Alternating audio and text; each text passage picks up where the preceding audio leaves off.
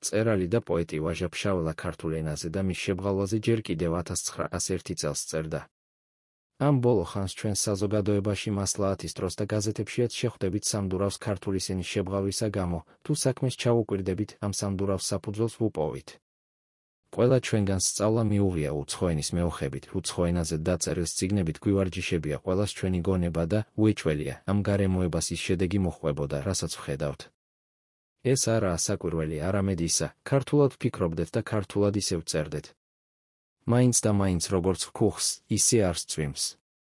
ჩვენი გამოჩენილი და გამოუჩენელი მწერლები ერთობლივ უცხო მწერლობით არიან ნაკვებნი, მაგრამ ყველასთვის ერთნაირად საზარალო არ ყოფილა ეს ამბავი, ზოგისთვის ძალიან ღრმად დაუსვამს დავი, მეორისათვის ნაკლებად. ამიტომ არ შეგვიძლიან ყველა ჩვენს მწერლებს ენის უცოდინრობა ვუკიჟინოთ.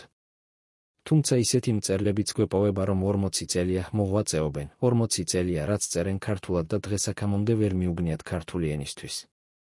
რას ქვიან ენის ცოდნა, რასაკვირველია არაკ, მაგრამ მხოლოდ სიტყვები ვიცოდეთ, უნდა ისიც გვესმოდეს, თუ როგორ შევუთანხმოთ ეს სიტყვები ერთი მეორეს და წინადადება როგორ ავაშენოთ. ამისთვის საჭიროა ენის სულისა და გულის შეგნება, ამ შეგნებისათვის კი საჭიროა ის ღირსება და მადლი, რომ თვით მწერალს უცემდეს ქართულად გული და მაჯა. ამის თანეები სიტყვაკაზმულ ნაწარმოების ავტორთა შორის უნდა ვეძიოთ. უსათუოდ საუკეთესო მგოსანი ენის მცოდნედაც უნდა მივიღოთ. რისთვის? მისთვის, რომ ერი უპირველეს ყოვლისა დედაა ენისა, ხოლო საუკეთესო მგოსანი, როგორც თვით ენა, ღვიძლიშვილია მისივე და არავინაც არ არის თავის მშობელთან ისე დაახლოვებული, როგორც ის, ვისაც შეუთვისებია მშობლის სისხლი და ხორცი. წერლის ნიჭის მიხედვით რომ ვაფასებდეთ მის ენას, მაშინ ყველა ჩვენგანი არ წამოაყენებდა საკუთარ ენას მისაბაძავ საგნად. თქვენს უმორჩილეს მონას, ამ წერილის ავტორს ხშირად გამიგონია ზოგიერთის ჩვენი მწერლისაგან სამდურავი და ძველებური, უარგისი ფორმები ნუ შემოგაქვს მწერლობაშიო, რაც დაძველდა აღარ ვარგა, ის უნდა გავიტანოთ და სანაგვეზე გადავაგდოთო. ყველას თავისი გემოვნება აქვს, საკუთარი ფიქრი და აზრი და მეც ჩემი, რასაკვირველია. ამისთანა სამდურავი, რა თქმა უნდა უმეცრების ბრალია და ხომ მოგეხსენებათ, უმეცრებასავით თამამი არა იქნება რა. არა მგონია შეედრებოდეს ერთი საგანი მეორეს ისე, როგორც მდინარე და ენა. რით იხგავს ენა მდინარეს?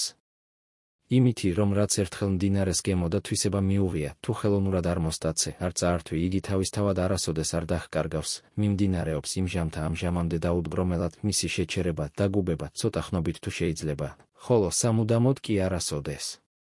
დიახ, მოდის ენაც მდინარესავით, მაგრამ თუ სათავეში ესი. იქ საიდანაც იბადება, არ დაშრა, ქვeit, ბოლოდგან მისი დაშრეტა ყოვლად შეუძლებელია და ძალაც მისი სწორედ რომ სათავეშია, გამომდინარეობს ულეველად უკლებლად, საიდგან და როგორ იკრებს ამ ძალას, ჩვენთვის სულ ერთია. ენის საქმეც სწორედ ასეა. ქართული ენა გუშინ მოგონილი ხომ არ არის. იგი ძალიან დიდი ხნისაა, უკვე დამთავრებული, დახარებული ვაჟკაცია. რაც ხასიათი და თვისება დაჰყოლია, იგივე შეხრჩება საზოგადოდ, საუკუნოდ. თუ ზოგიერთების ხელში იგი თავის ხასიათს ვერ იჩენს, ეს იმათი ბრალია, ვინც მას ამღვრევს უწმინდურებისა და ნაგავ, ნუგავის ჩაყრით, ვისაც სურს ამ მდინარის წყალი იგემოს და დააფასოს, იგი ბოლოში სადაც მღვრივე მოდის, კი არა მოჰკრებს, არამედ სათავეს მიმართავს. სათავე ენისა, გონებ, ყველამ კარგად იცის, სად არის, ან რა არის. ეს სათავე ენისა გახლავთ ძველთა ნიჭიერ მწერალთა ნაწარმოებები, ის ქართული თემები, სადაც დღევანდლამდე შენახულა შეუბღალავად, უმციკლოდ ქართული ენა.